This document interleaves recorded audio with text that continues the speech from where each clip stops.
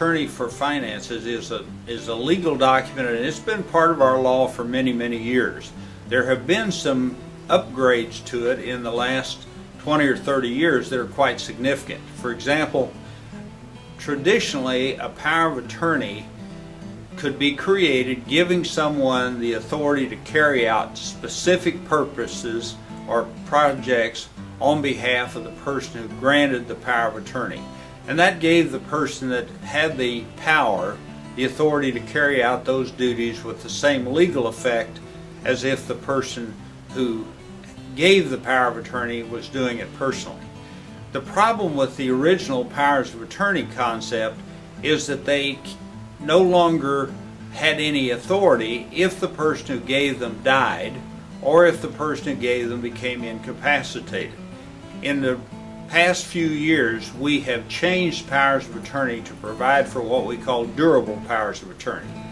And durable powers of attorney are powers of attorney that once you put them into effect, remain in effect until you either revoke them or until you die.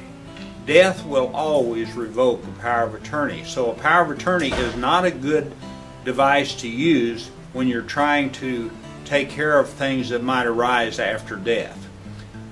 In my view, a power of attorney is a document that should be used quite carefully. I sometimes recommend that people give special powers of attorney which specifically delineates the authority that the power of attorney gives to the attorney in fact. That's what we call the person who acts under a power of attorney. I also create a power of attorney to supplement a living trust to allow the person who is the trustee of the trust to also have the authority to deal with non-trust matters that are personal to the person who creates the trust. This completes a area of the estate plan that otherwise would be left unprotected.